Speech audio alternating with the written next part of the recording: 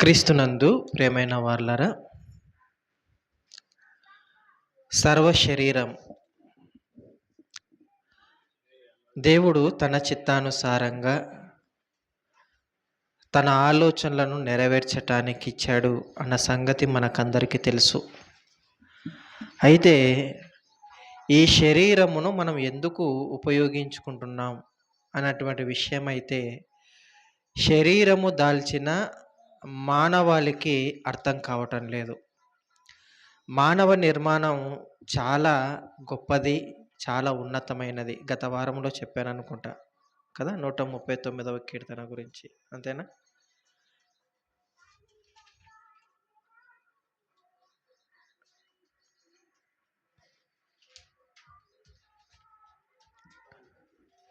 ప్రియులారా, మరి మానవ శరీరం దేవుడు తన చిత్తానుసారంగా తన సంకల్పాన్ని నెరవేర్చటానికి మనకివ్వబడిన అవయవాలు.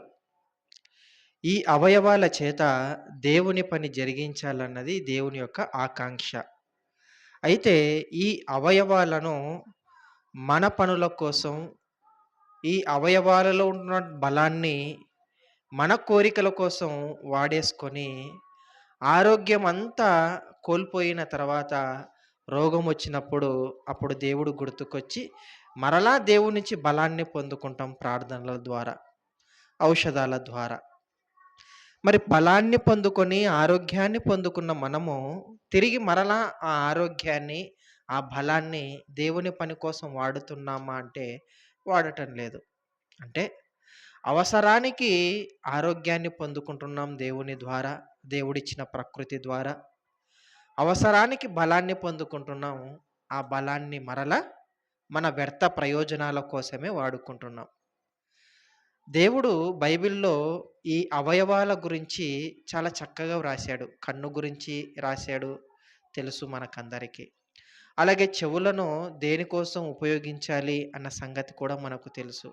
ఇలా ప్రతి అవయవాన్ని దేవుడు తన చిత్తానుసారంగా తన పని కోసం ఇచ్చాడు అని కొన్ని ప్రాముఖ్యమైన అవయవాల గురించి దేవుడు బైబిల్లో వ్రాశాడు. అయితే ఎముకలు అన్నటువంటి ఒక ప్రధానమైనటువంటి ఎముకల వ్యవస్థ దేవుడు మానవ నిర్మాణంలో, లేదంటే జీవుల నిర్మాణంలో పెట్టాడు. ఎముకలు లేని జీవులు కొన్ని ఉన్నాయి, ఎముక కలిగినటువంటి జీవులు కొన్ని ఉన్నాయి. ఎముక కలిగినటువంటి జీవులు గట్టి అవయవాలు కలిగిన వారై భూమి మీద చాలా చక్కగా తిరుగులాడుతూ, జంతువులు కానీ మనుషులు కానీ ఏదైనా సరే ఒక ఆకారమును వృద్ధి చెందించుకుంటూ 6 అడుగుల ఆకారముగా మనిషి, బలమైన జీవులుగా కొన్ని మనకు కనబడుతున్నాయి. అయితే ఈ మానవ దేహములో ఎముకల ప్రాధాన్యత చాలా ఉన్నతమైనది, చాలా ఉన్నత. ఎముకల వ్యవస్థ చాలా ప్రధానమైనది, ప్రాముఖ్యమైనది. దేవుడు ఈ ఎముకల గురించి కూడా వ్రాసాడా అని మనకు డౌట్ రావచ్చు. చాలామంది తమకున్నటువంటి అనాలోచనను బట్టి చాలామంది ఏమంటుంటారంటే, కుండల గురించి దేవుడు ఏమైనా చెప్తాడా, కుండల గురించి చెప్తాడు పాస్టర్ గారు కదా, ఈ విధంగా మాట్లాడుతుంటారు. దేవుడు చాలా క్లియర్గా, చాలా క్లియర్గా మనకు ఏది అవసరమో ఆ దానిని గ్రంథస్థం చేయించాడు. మనకు శరీరాన్ని ఇవ్వటం, శరీరాన్ని ఇవ్వటములో ఆయన నిర్మాణం యొక్క విధానం అదంతటిని దేవుడు గ్రంథస్థం చేయించాడు. యోబు గ్రంథము 10వ అధ్యాయము, యోబు గ్రంథము 10వ అధ్యాయములో మానవ నిర్మాణం గురించి దేవుడు అక్కడ మాట్లాడుతూ 8వ వచనం చదువుదాం ప్రియులారా. 8వ వచనం, నీ హస్తములు నాకు అవయవ నిర్మాణము చేసి నన్ను రూపించి ఉన్నను, నీవు నన్ను మృంగివేయుచున్నావు, జిగటమన్నుగానున్న నన్ను నీవు నిర్మించితివి, ఆ సంగతి జ్ఞాపకము చేసుకొనుము. నీవు నన్ను మరలా మన్నుగా చేయుదువా అని తన నిర్మాణం గురించి, తన పతనం గురించి దేవుణ్ణి మొరపెట్టుకుంటూ 10వ వచనంలో తన నిర్మాణం ఎలా జరిగిందో, దేవుడు ఎంత గొప్పగా తయారు చేశాడో 10వ వచనం, 11వ వచనంలో తెలియజేస్తున్నాడు ప్రియమైన వారలారా. ఒకడు పాలు పోసినట్లు నీవు నన్ను పోసితివి గదా! జున్నుగడ్డ ఒకడు పేరబెట్టునట్లు నీవు నన్ను పేరబెట్టితివి కదా! అంటున్నాడు. ఒకడు పాలు పోసినట్లు నీవు నన్ను పోసితివి గదా! అంటున్నాడు. తల్లి గర్భములో మన యొక్క నిర్మాణం. మనము రోజు పాలను కొంటాం కదా! పెరుగు కోసమో, లేదంటే పిల్లలకు త్రాగటానికో, ఏదో ఒక దానికి టీ కోసమో, ఏదో ఒక దానికి మనం పాలను కొంటాం. అలా పాలను కొన్న తర్వాత పెరుగు తయారు చేసుకోవాలనుకున్నటువంటి మనము ఆ పాలను వేడి చేస్తాము. వేడి చేసినటువంటి ఆ పాలలో వాటన్నిటిని, ఆ పాలనంతటిని గడ్డ కట్టించటానికి తోడు అనేది ఒకటేస్తాం కదా! తోడు అనేది కొంత ఏస్తాం. ఎంతేస్తారమ్మా? లీటర్ పాలలో లీటర్ తోడేసేస్తారా? ఎంతేస్తారు? చాలా చిన్న డ్రాప్స్ ఏస్తారు కదా! చాలా ఒక చిన్న స్పూన్, అర స్పూనో లేదంటే స్పూనో వేసేస్తారు. ఆ వేసినటువంటి ఆ తోడు ఏదైతే ఉందో మనం పెరుగు అనుకుంటున్నాం. మనం పెరుగు అనుకుంటున్నాం. వాస్తవానికి దానిని మైక్రోస్కోప్‌లో పెట్టి చూస్తే అందులో ఏముంటాయి? ఆ! బాక్టీరియా ఉంటుంది. అది మనకు మంచి చేసే బాక్టీరియా. మన ఎముకలకు బలాన్నిచ్చే బాక్టీరియా. మన ఎముకలను వృద్ధి చేసేటువంటి బాక్టీరియా అది అందులో ఉంటుంది. ఆ ఉన్నటువంటి ఆ క్రిములు ఒకవేళ మన కంటికి కనబడితే ఎలా ఉంటాయంటే, టీవీ డిష్ వేసుకుంటాం గదా! డిష్ పోయిన తర్వాత ఎలా వస్తది టీవీ అంతా? ఏదో పురుగులు తిరుగులాడుతున్నట్టుగా కదా! అదంతా మినుగు, మినుగు, మినుగు, మినుగు అనుట్టు ఎలాగైతే ఉంటుందో, టీవీ అంతా ఎలాగైతే ఉంటుందో, ఆ పెరుగులో మనం మైక్రోస్కోప్ పెట్టి చూస్తే నువ్వు రోజు తింటున్నటువంటి పెరుగులో అదంతా ఉన్నదంతా పురుగులు. ఆ పురుగు మనకు మంచి చేస్తుందది. మన శరీరాన్ని బలపరిచే పురుగది. మన శరీరాన్ని దృఢపరిచేటువంటి, ఎముకలను దృఢపరిచేటువంటి కాల్షియం అందులో ఉంటుంది. మన ఎముకలకు సరైన బలాన్నిచ్చేటువంటి, సౌష్ఠవాన్నిచ్చేటువంటి బాక్టీరియా అందులో ఉంటుంది.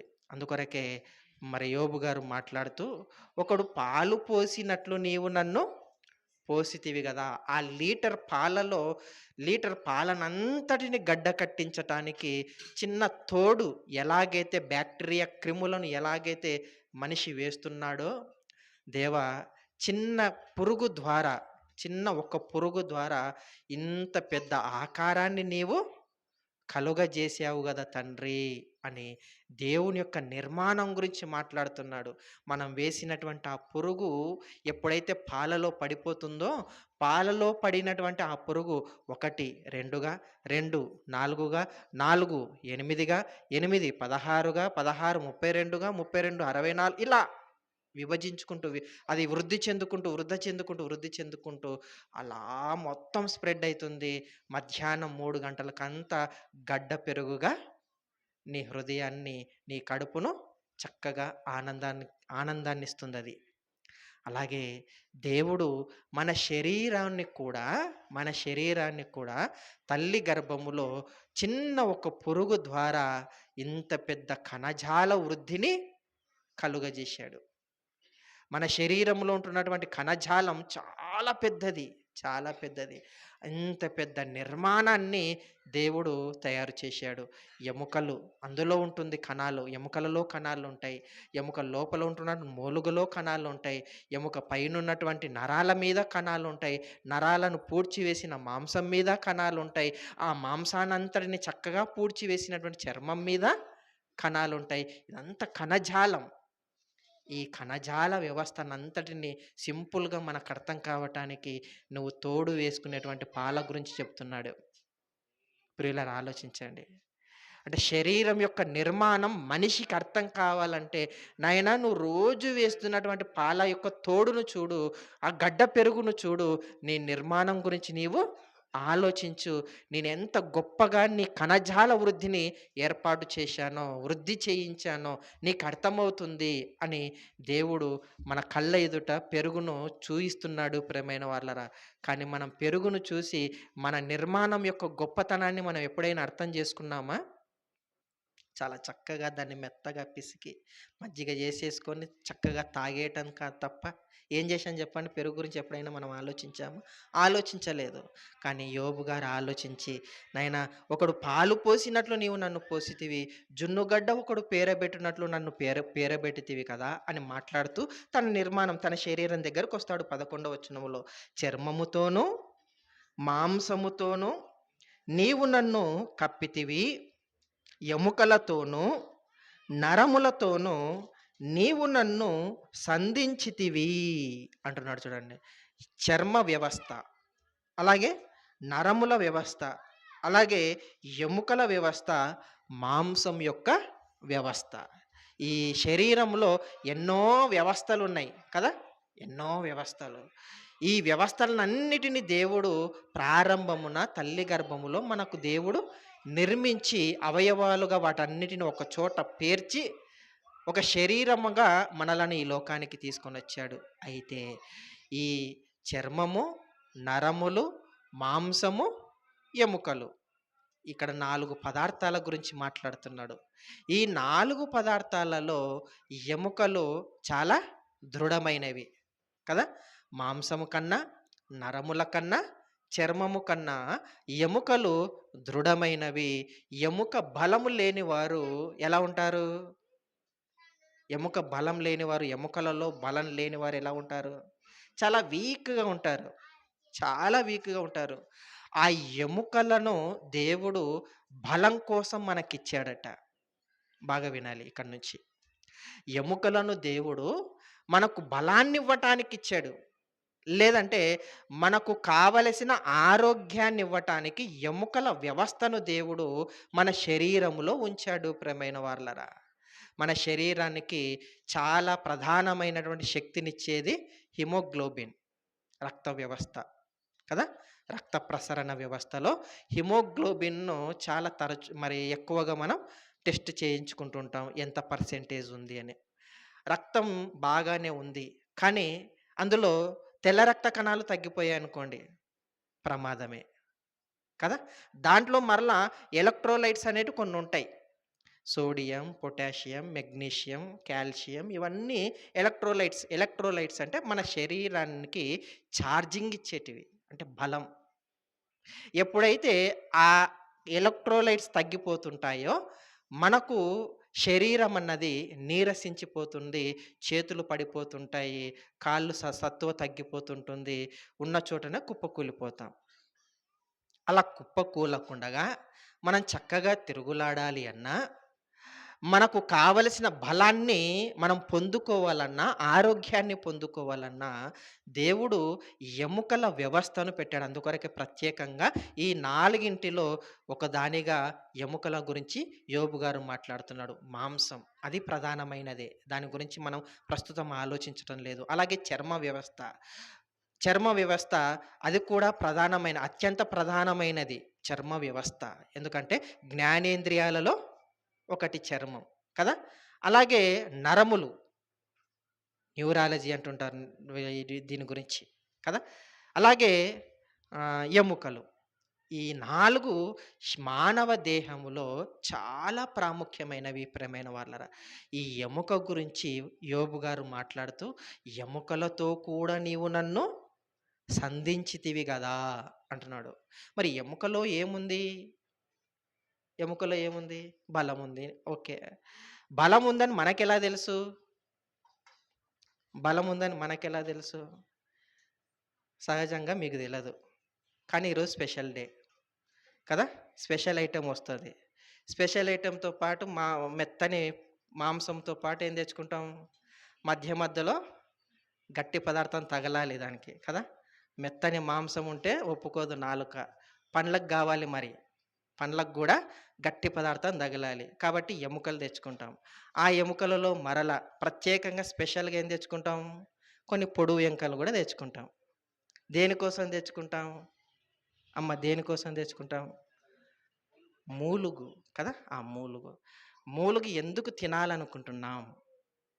ఒకసారి ఆలోచించండి. మూలుగలో ఏముంది? టేస్ట్ ఉందని నువ్వనుకుంటున్నావు. ఆ మూలుగలో దేవుడు ఏం పెట్టాడో తెలుసా? బలాన్ని పెట్టాడు. మూలుగలో బలాన్ని పెట్టాడు. ఎముకలలో బలాన్ని పెట్టాడు. అందుకొరకే మనకు ఎముకల బలం తగ్గిపోయినప్పుడు డాక్టర్ దగ్గరికెళ్ళిపోతే డాక్టర్ గారు ఇచ్చేటువంటి సలహా ఏమంటాడమ్మా? ఎముకల సూపు తాగు అంటాడు. కదా! ఎముకల సూపు తాగు అంటాడు. అంటే ఎముకలలో ఏముందన్నమాట? ఎముకలలో మన ఎముకలను బలపరిచే శక్తి జంతువుల ఎముకలలో దేవుడు పెట్టాడు. కదా! మనకు మన ఎముకలకు బలాన్నివ్వాలంటే జంతువుల ఎముకలలో బలాన్ని పెట్టాడట. కానీ ఈరోజు ఏమైపోతుందంటే గడ్డి తిన్న మేక కొండనెక్కుతుందంట. మేకని తిన్న మనిషి మంచం ఎక్కుతున్నాడంట. అదేమో గడ్డి తింటుంది కానీ కొండలెక్కుతుంది. దాన్ని మనం తిని ఎక్కడికెక్కుతున్నాం? కొండలెక్కడంలే. అంత బలాన్ని పొందుకోవడంలే. అంటే అరిగించుకునే శక్తి లేదు. దాన్ని జీర్ణించుకునే శక్తి మనలో లేదు. దాన్ని మితిమీరిగా తినేసి, తినేసి ఆరోగ్యాన్ని పాడు చేసేసుకొని ఏమైపోతున్నామంటే మంచానికి పరిమితమైపోతున్నారు. అందుకొరకే దేనిని ఎలా వాడాలో కూడా తెలుసుకోవాలి మనిషి. ఎంత మోతాదులో తినాలి? ఎంత మోతాదులో ఒక వస్తువును వాడుకోవాలి? ప్రతీదీ తెలుసుకుంటేనే మనిషి ఆరోగ్యంగా ఉంటాడు. మితిమీరిపోతే అత్యుత్సాహానికి మనిషి లోనైనప్పుడు అప్పుడే ప్రమాదానికి గురవుతుంటాడు. అత్యుత్సాహానికి ఎక్కువగా లోనయ్యాడనుకోండి బీపీ రైజ్ అయిపోవటమో, లేదంటే ఇంకేదో టెన్షన్ ఎక్కువైపోవటమో ఇలా అయిపోతుంది మనిషి. అలా బీపీ ఎక్కువైపోయి ఉన్న పళంగా మరి చెమటలు పట్టేసి హాస్పిటల్ పాలవ్వటం ఇలా జరుగుతుంది. అందుకని తగిన మోతాదులో మనిషి తన వ్యవస్థను భద్రపరుచుకోవాలి. ఇలా ఎముకలను దేవుడు ఎందుకిచ్చాడంటే, జంతువుల ఎముకలను తింటున్నటువంటి మీరు తెలుసుకోవాల్సినది ఏంటంటే, ఎముకలలో దేవుడు బలాన్నిచ్చాడు. మరి ఓకే. ఆ ఎముకల బలాన్ని తిని మనం బలాన్ని పొందుకుంటున్నాం మంచిది. మరి మనకెందుకు బలాన్నిచ్చాడు? మన ఎముకలకు దేవుడు ఎందుకు బలాన్నిచ్చాడు? ఆలోచించండి ప్రియమైన వాళ్ళరా. మన శరీరములో ఎముకలు మన శరీరానికి కావలసిన రక్తాన్ని వృద్ధి చేయాలి అంటే అది రక్తం యొక్క ఆహ్, దాన్నేమంటారు?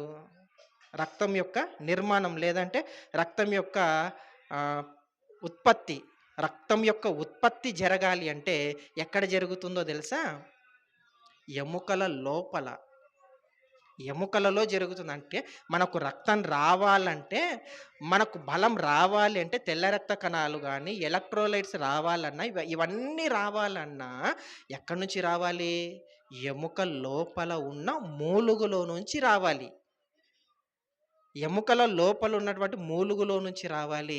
ఆ ఎముకల లోపల నుంచి వస్తున్నటువంటి ఆ బలం, ఆహ్, ఎర్ర రక్త కణాలు కానీ, తెల్ల రక్త కణాలు కానీ, లేదంటే ఎలక్ట్రోలైట్స్ గాని ఇవన్నీ ఇవన్నీ మనకు బలాన్నివ్వాలంటే ఎముకల లోపల మూలుగా దేవుడు పెట్టాడు. అంతే అంటే బలాన్ని పెట్టాడు. ఒక రకంగా చెప్పాలంటే మనకు జీవాన్ని పెట్టాడు ప్రియమైన వాళ్ళరా. మనం బ్రతకటానికి జీవాన్ని అందులో నుంచి ఉత్పత్తి చేస్తున్నాడు. అందులో నుంచి ఉత్పత్తి చేస్తున్నాడు. అది ఎప్పుడైతే తగ్గిపోతుందో మనం మరణానికి దగ్గరవుతాం. అంటే మనం జీవంతో ఉండాలి అంటే, ప్రాణాలతో ఉండాలంటే అందులో నుంచి జీవం అన్నది ఉత్పత్తి అవుతుండాలి. ఆదాము గాఢ నిద్రలోనికెళ్ళిపోయిన తర్వాత కదమ్మా! ఆదామును గాఢ నిద్రలోనికి పంపించిన తర్వాత, పంపబడినటువంటి ఆదాము ఎముకల నుంచి ఒక ఎముకను తీసుకున్నాడు. ఏ ఎముక? ప్రక్కటెముకను తీసుకున్నాడు. ఆ ప్రక్కటెముకను తీసుకొని, మాంసమును తీసుకొని, ఆ ప్రక్కటెముక చేత తీసుకున్నటువంటి ఆ పదార్థాల చేత దేవుడు ఎవరిని కలిగించాడు? ఎవరిని సృష్టించాడు? అవ్వను సృష్టించాడు. అంటే ఆదాము ఎముకను తీసుకొని, ఆదాము యొక్క ఎముకను హవ్వగా మార్చాడు. అంటే మరొక జీవాన్ని ఏం చేశాడు? రూపించాడు. మరొక జీవాన్ని బయటికి తీసుకొనొచ్చాడు. తల్లి గర్భములో నుంచి ఒక జీవం కుమారుడిగా, కుమార్తెగా ఎలాగైతే మనం పొందుకుంటామో, అలాగే దేవుడు ఆదాము ప్రక్కటెముకల నుంచి ఒక మనిషిని తీశాడు. ఆ మనిషి స్త్రీ. ఆ స్త్రీ అనేటువంటి జీవాన్ని బయటికి తీశాడు ప్రియమైన వాళ్ళరా. అంటే ఎముకలో ఏముందో తెలుసా? జీవం.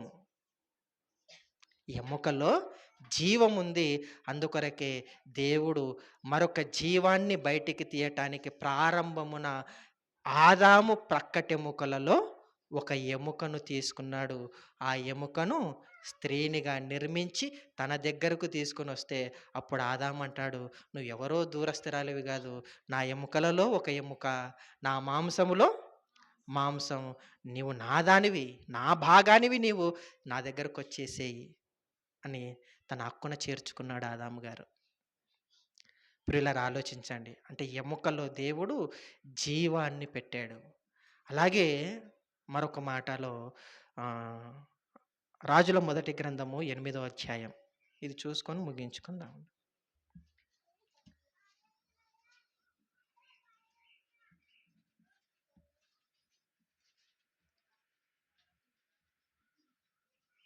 రాజుల మొదటి గ్రంథము 8వ అధ్యాయం.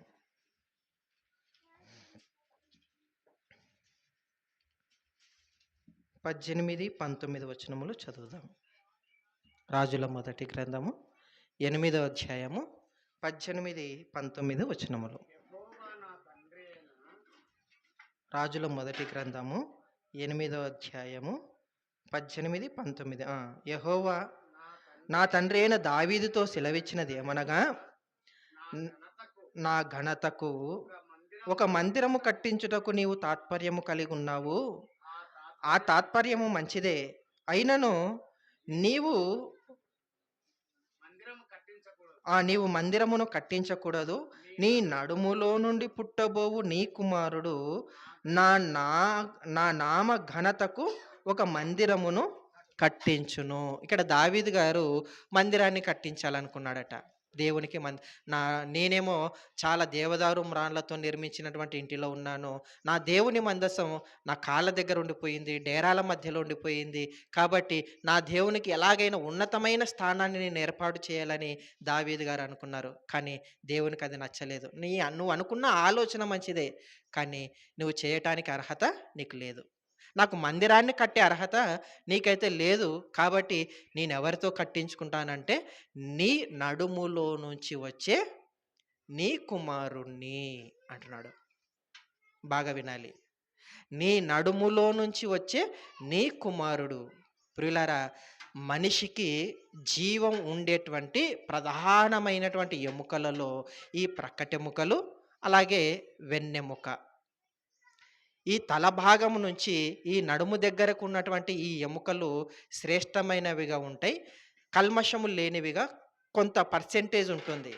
ఇక క్రిందికెళ్ళిపోతే అవి ఆ మూలుగంతా ఎర్రగా ఉండవలసినటువంటి మూలుగా పచ్చగా మారిపోతుంటుంది. పిల్లలకు ఎముకలు ఎర్రగానే ఉంటాయి. లోపల మూలుగ ఎర్రగానే ఉంటుంది. కానీ రాను రాను, రాను రాను ఏమైపోతుంది అదంతా అంటే, తినేటువంటి ఆహార పదార్థం, తినేటువంటి అలవాట్లను బట్టి ఆ మూలుగంతా, రక్తముతో ఉన్నటువంటి ఆ మూలుగంతా పచ్చగా మారిపోతుంది. కొలెస్ట్రాల్ నిండుకొని పోతుంటుంది. అందుకొరకే కింది ఎముకలలో ఉంటున్న మూలుగంత ప్రధానమైనది కాదు. దాన్ని అంతగా తీసుకోరు డాక్టర్లు కూడా. ఎక్కువగా దేన్ని తీసుకుంటారంటే టెస్ట్ కోసం, విపరీతమైనటువంటి తీవ్రమైన రోగం వచ్చినప్పుడు, మరి జ్వరం తగ్గకనప్పుడు రక్తాన్ని టెస్ట్ చేస్తారు, యూరిన్‌ని టెస్ట్ చేస్తారు, మిగతా టెస్ట్‌లన్నీ చేస్తారు. అయినా బయటపడకపోతే చివరిగా ఏం చేస్తారంటే, ఎముకల్లో ఉన్నటువంటి మూలుగను తీసి రోగం ఏది అని గుర్తించే ప్రయత్నం చేస్తారు. ఆ రోగం ఉంది అని గుర్తించిన తర్వాత అప్పుడు మరి ట్రీట్మెంట్ ఇవ్వటానికి ముందుకొస్తుంటారు ప్రియమైన వాళ్ళరా. అప్పుడప్పుడు మీరు వినే ఉంటారు కీమోథెరపీ కదా! కీమోథెరపీ గురించి మీరు వినే ఉంటారు. ఎక్కడి నుంచి తీస్తారు దాన్ని టెస్ట్ కోసం? లేదంటే ఆ కీమోథెరపీ ద్వారా ట్రీట్మెంట్ ఇవ్వటానికి వెన్నెముక. వెన్నెముకకు సూది వేసి పంపిస్తుంటారు. చాలా వేదన, చాలా భరించలేని నొప్పి అదంతా. అది తీసుకున్న ఒక నెల వరకు ఆ రోగి చాలా బాధలు పడతాడు. ఎంట్రుకలన్నీ రాలిపోతుంటాయి. మొహమంతా నల్లగా మారిపోతుంటుంది ప్రియమైన వాళ్ళరా. ఆ ఎముకలో ఉంటున్నటువంటి రోగాన్ని గుర్తించి దానికి తగిన ట్రీట్మెంట్ ఇవ్వాలంటే చాలా కష్టం. అంటే ఇక్కడ దేని జెప్తున్నానంటే, వెన్నెముకలో ఉంటున్న మూలుగను బయటికి తీసుకొని టెస్ట్ జేస్తున్నారు. మరి కాళ్ళలో ఉన్న మూలుగ తీసుకోవచ్చు గదా! తీసుకోరు. అందులో కనబడదు. కల్మషం అయిపోయి ఉంటదంతా. ఈ ఎముకలో ఉన్న ఈ వెన్నెపూసలో ఉన్నటువంటి ఎముకలో గాని, ఈ ప్రక్కటెముకలో ఉన్నటువంటి మరి మూలుగ గాని రక్తము కాస్త మరి హ్మ్, బానే ఉంటుంది. అంత కొలెస్ట్రాల్‌గా మారిపోయి ఉండదు. అందుకొరకే ఈ ఈ ప్రక్కటెముకను దేవుడు మరొక స్త్రీని తయారు చేయటానికి తీసుకున్నాడు. ఈరోజు డాక్టర్లు గూడా వెన్నెపూసలో ఉంటున్నటువంటి మూలుగను తీసుకొని పరీక్ష జేస్తుంటారు ప్రియమైన వాళ్ళరా. అంటే వెన్నెముకలో ఏముందో తెలుసా? నీవు బ్రతకాలన్నా, చనిపోవాలన్నా తెలిపే చక్కటి మూలుగందులో పెట్టాడు. అందుకొరకే అంటున్నాడు సొలొమోను గారితో దావీదు గారితో అంటున్నాడట దేవుడు, "నాయనా నీ చేతులు రక్తంతో నిండిపోయాయి. నీతో నా మందిరాన్ని నేను కట్టించుకోను. నువ్వు నాకు అర్హుడవు కాదు. నీ నడుములో నుంచి పుట్టబోవు నీ కొడుకు ఎవడైతే ఉంటాడో వాని చేత నేను కట్టించుకుంటాను" అంటున్నాడు. ప్రియులారా ఆలోచించండి. ఎముకలో దేవుడు మరొక జీవాన్ని బ్రతికించే శక్తినిచ్చాడు. నీకు బలాన్నిచ్చేటువంటి శక్తినిచ్చాడు. మరి ఈ బలాన్ని, శక్తిని ఎముకలలో ఎందుకిచ్చాడు? ఎముకలలో ఎందుకిచ్చాడు? చివరిగా మాట చదువుకొని ముగించుకుందాం. యోబు గ్రంథము 20వ అధ్యాయం.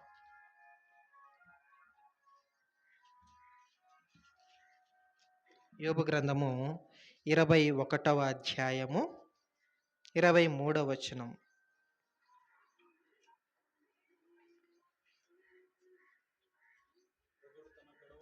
ఒకడు తన కడవలలో పాలు నిండి ఉండగను, తన ఎముకలలో మూలుగా బలిసి ఉండగను అంటున్నాడండి. ఎముకలకు ఏం పెట్టాడట?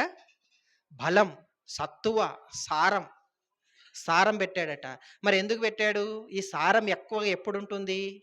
ఈ సత్తువ, ఎముకలకు సత్తువ ఎవరిలో ఎక్కువ ఉంటుంది? బాల్య దశలో ఉన్నవారికా? యవ్వన దశలో ఉన్నవారికా? వృద్ధాప్యములో ఉన్నవారికా? ఎవరికి ఎక్కువగా ఉంటుంది? యవనస్తులకు ఎక్కువగా ఉంటుంది కదా! ఈ యవనస్తులకు ఎక్కువగా ఉన్నటువంటి బలాన్ని ఎందుకు పెట్టాడో తెలుసా? ఆ సత్తువ, ఆ సారం ఎందుకు పెట్టాడో తెలుసా? మరొకరిని బ్రతికించే శక్తి నీకిచ్చాను అంటున్నాడు యవనస్తులకి.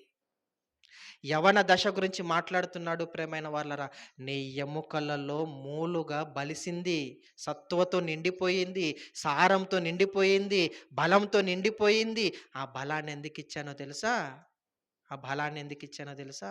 యవ్వన కాలమున కాడి మోయుట నరునికి మేలు. అంటే ఆ బలం ఎందుకిచ్చాను? కాడి, ఏ కాడి? సువార్త కాడి.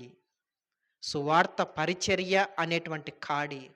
ఈరోజు ఆ కాడిని మోయటం లేదు. వారి యవ్వన బలాన్ని అందుకోసం వాడటం లేదు.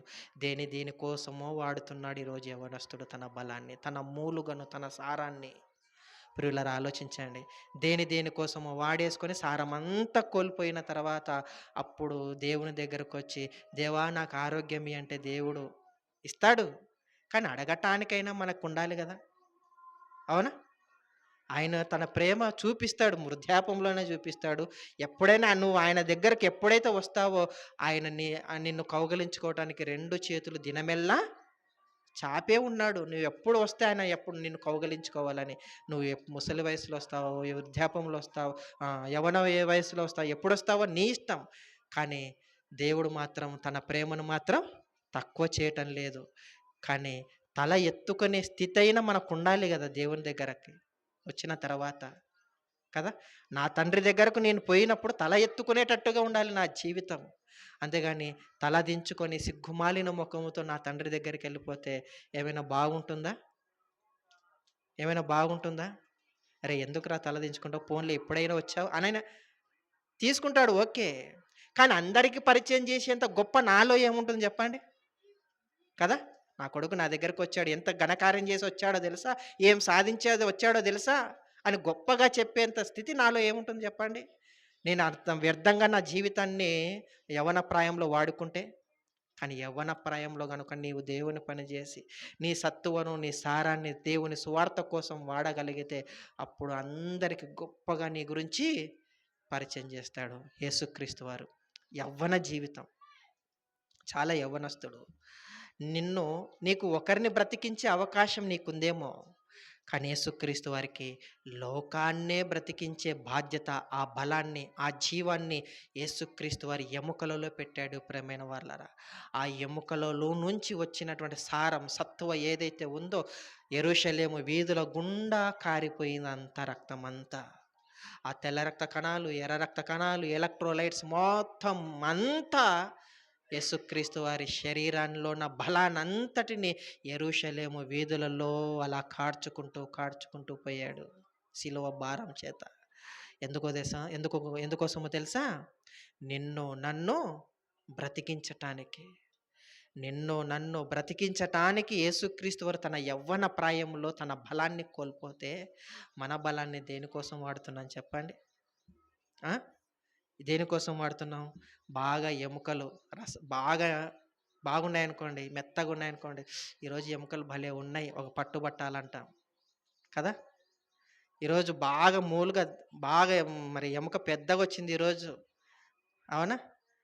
ప్లేట్ నిండా అది పడిపోవాల్సిందే. ప్రియులారా ఆలోచించండి. ఇలా ఎముకల గురించి మనం ఆలోచించాం. ఆ ఎముకలు మూలుగా తింటున్నటువంటి నీవు, నేను ఏమని ఆలోచించాడో తెలుసా? నాకు కూడా బలాన్నిచ్చాడు. నాకు కూడా మూలుగనిచ్చాడు. నా మూలుగను, నా సారాన్ని, నా సత్తువను నన్ను బ్రతికించటానికి ఒక జంతువు యొక్క మూలుగా నేను ఎలాగైతే తింటున్నానో, మరొక ప్రాణాన్ని బ్రతికించటానికి, నాశనానికి వెళ్ళిపోతున్నటువంటి ఒక ప్రాణాన్ని కాపాడటానికి నా మూలుగను, నా ఎముకల బలాన్ని నేను ఖర్చు చెయ్యాలి అనే ఆలోచన ఈరోజు స్పెషల్ డే రోజు ఆ ఆలోచన కలిగుండాలి మనకు.